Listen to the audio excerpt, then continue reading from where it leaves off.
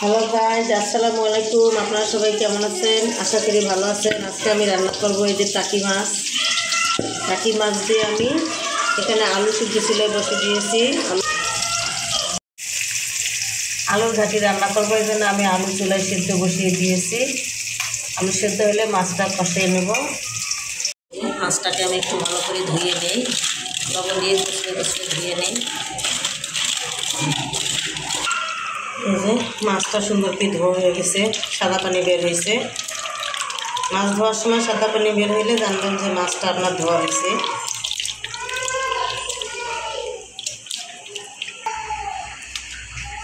লবণ হলুদ দিয়ে একটু মাছটা মেখে নেই।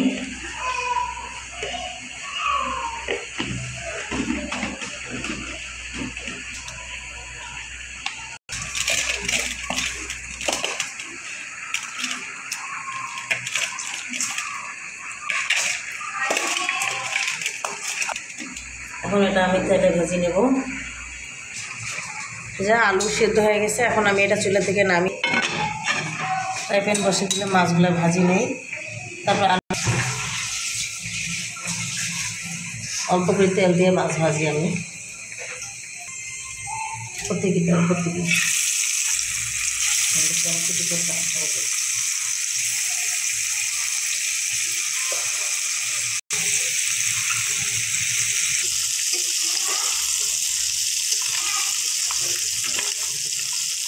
আলুগুলো ছিলে নেই একটু।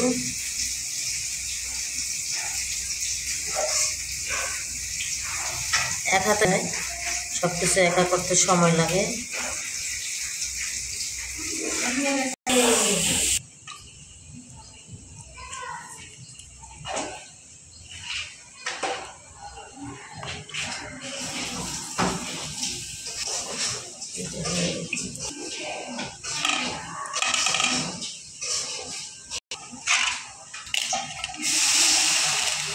গরমে আছে, আলুগুলো ঠান্ডা হলে আমি একটু আলুগুলো ভেঙে নেব, একটু ঠান্ডা হোক।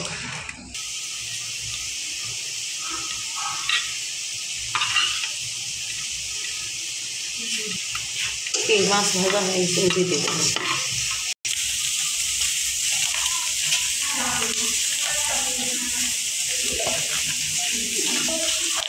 ঠান্ডা হচ্ছে, এখন মাছটাকে ম্যাশ করে নিচ্ছি। আমি হাত দিয়ে করে নিচ্ছি। আপনারা কেউ চাইলে বাটনা দিয়েও করতে পারবেন, গ্লাস দিয়েও করতে পারবেন, আবার ব্যবহার করা হাতল দিয়েও করতে পারবেন। যেটা ইচ্ছে হয়ে গেছে। এখন আমি এতে পানি দেবো। ওইটা আগে খাও।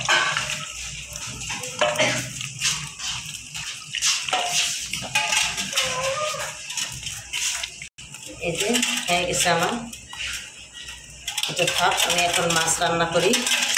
কত হয়, মাছগুলো ভাজা হয়ে গেছে, আমি কড়াই বসে দিই।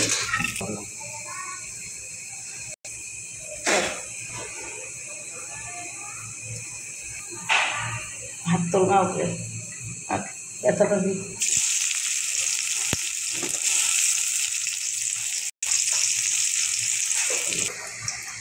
দিয়ে দিচ্ছি আদা রসুন, একটু বেশি দেবো না, অল্পই দিয়ে দিলাম।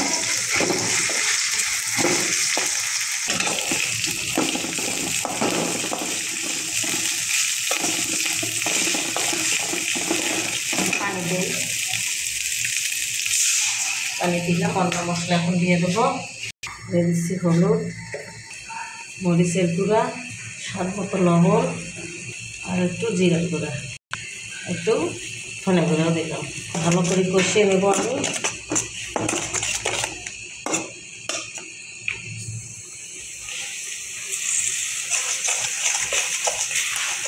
মশলা নরম হয়ে গেছে, তেল বেরিয়েছে মশলা থেকে। তেল বেরোলে মশলাটা কষানো হয়, তখন তরকারির পানি দিয়ে দিই। মাছগুলো একটা একটা করে দিয়ে দেই। এবার দিয়ে দিলাম তিনটে, একটা একটা করে করা তিনটা দিতেছি, দুইটা দিলাম।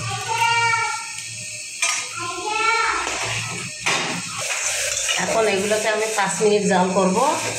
5 মিনিট পরে নামিয়ে নেব। টমেটো দিয়ে দিই। মাছগুলোতে।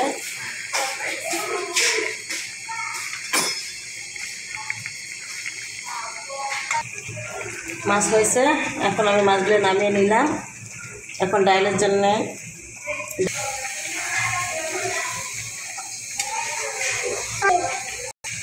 আরেকটা কড়াই বসিয়ে দিয়েছি, কড়াইটা গরম হয়েছে। এখন আমি তেল দেই, তেল পেঁয়াজ মশলা কষিয়ে নিয়ে এখানে আলুর ঘাটিটা দিয়ে দেবো।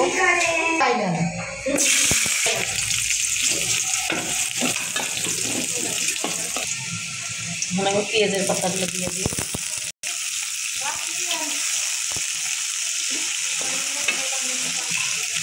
লবণ, পরিমাণ মতো লবণ দিলাম। হলুদের গুঁড়ো শেষ হয়ে গেছে, আনতে হবে, দিয়ে দিচ্ছি।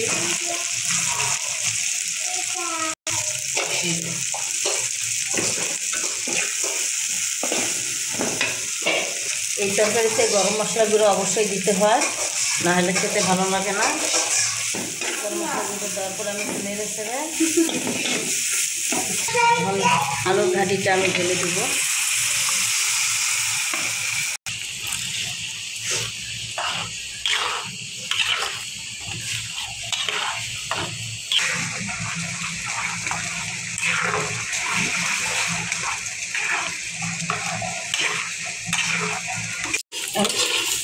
আলুর ঘাটিটা এখন আমি কষিয়ে নিচ্ছি নেড়ে নেড়ে।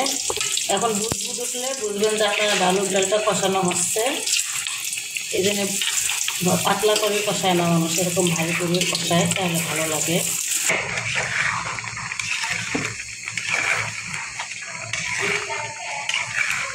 এই আলুর ঘাটি এই ছাটি মাছ দিয়ে আমি এই প্রথম রান্না করতেছি। আগে আমার মায়ের হাতের খাইছি, এখন আমি আজকে আমার বাচ্চারাকে নিজেই খাবো রান্না করিয়ে। আর এই পেঁয়াজের পাতা দিয়ে আমি দেখতাম আমার শাশুড়ি পেঁয়াজের পাতা দিয়ে তরকারিতে দিত, পেঁয়াজও দিত। শীতকালে পেঁয়াজের পাতা দিয়ে তরকারি রান্না করলে ভালোই লাগে। এসব হচ্ছে আর একটু পানি দিয়ে হালকা দিয়ে একটু নেড়ে নেড়ে নেই।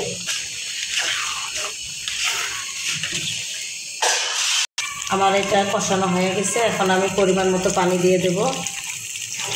পানি দিয়ে মাছের তরকারিটা দিয়ে দেব।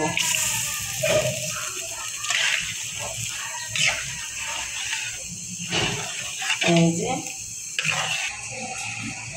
তরকারিটা বড় উঠছে, এখন আমি মাছগুলো দিয়ে দিই, রান্না করা মাছগুলো।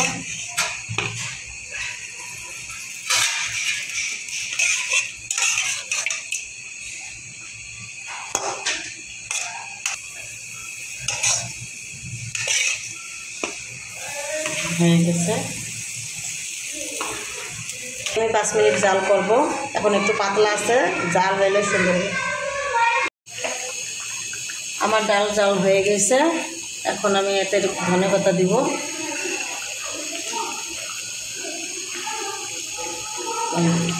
একটু নেড়ে নেই, তারপরে এখানে আমি দিয়ে দেব পাঁচফোড়নের গুঁড়া।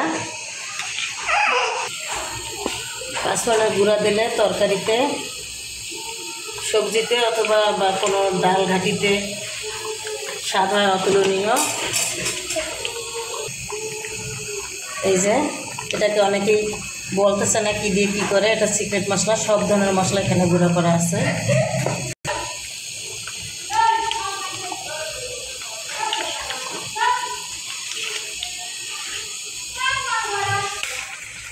তরকারিটা আমার হয়ে গেছে, এখন আমি এটা নামিয়ে নেব।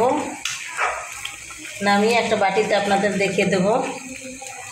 ঠান্ডা হলে ডালটা একটু ভারী হয়, ঘন হয়, এজন্য আমি এখন নামিয়ে নেব।